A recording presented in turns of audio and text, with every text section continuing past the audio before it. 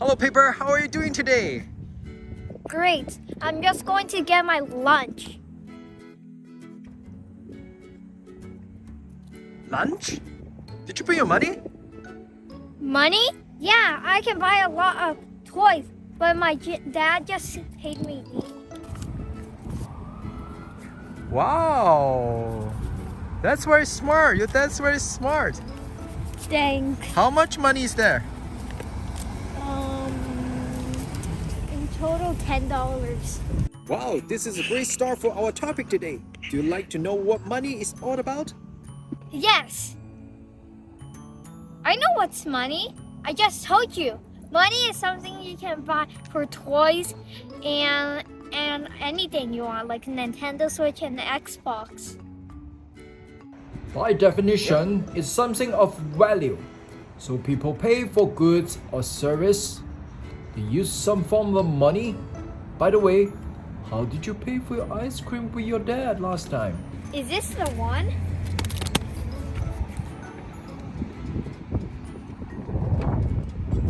This is a $20 bill, but do you know 10,000 years ago, people used cattle as money?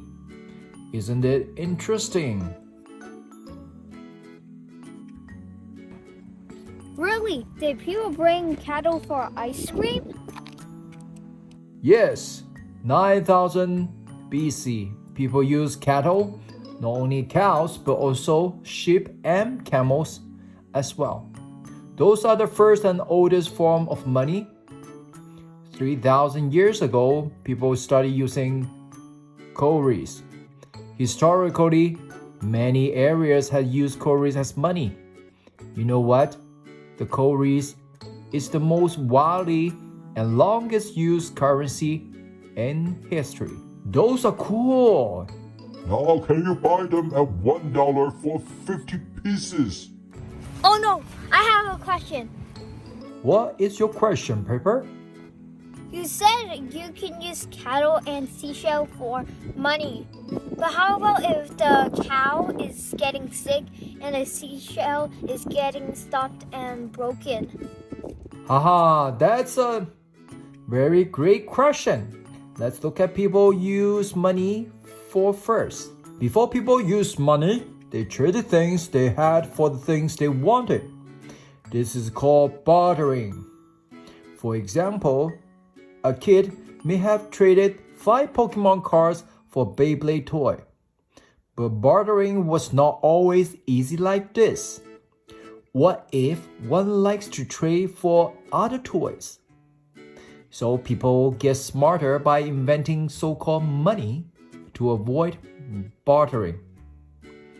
Some people with 5 Pokemon cards could exchange them for a certain amount of money instead of a Beyblade toy. Then another kid could exchange that money for other games or toys for the same value. Later on, people started using metal money and coins as they're easy to carry on and not easy to get broken.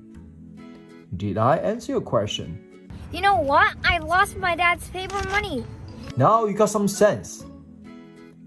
Do you know which country first used metal money and coins? Have a guess.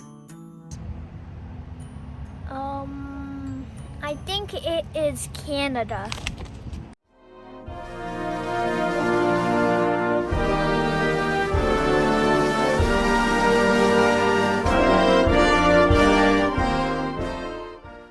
So around 3,000 years ago, bronze and copper cowrie imitations were manufactured by China. At the end of the Stone Age, and those could be considered some of the earliest forms of metal coins. A metal tool money, such as a knife, spade monies, was also first used in China. These early metal monies developed into early version of round coins. Chinese coins were made out of the basic metals, often containing holes so they could be put together like train. They look like this. These early coins first appeared in Turkey, but the techniques were quickly spread out and further developed by the Greek. Persian, and later the Roman empires. These new coins were made of precious metal such as silver, bronze, and gold, which had more inherent value. As compared, Chinese coins, which depend on the base metals. Metal-made coins are very heavy, right? Can you imagine to bring metal coins to buy a book? No way. Around 1200 years ago, the first known paper banknotes appeared in China. People can carry paper around. Do you know what they said on the banknotes? Let me explain to you. It says, the finance minister has approved this is the money who can use in the areas. Interesting, isn't it? China experienced over 500 years of early paper money from the 9th century through the 15th century. Then, beginning in 1455, the use of a paper money in China disappeared for several hundred years. This was still many years before the paper currency would appear in Europe. Do you know why the paper money in China disappeared? I have no idea. Because the paper money issued by the authority at that time worth nothing and didn't carry any value at that time.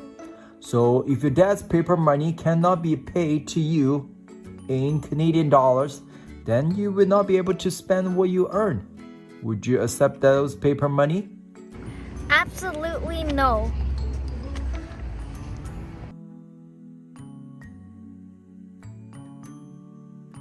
Sounds fancy. That's right. Later on in 1816, gold was officially made the standard of value in England.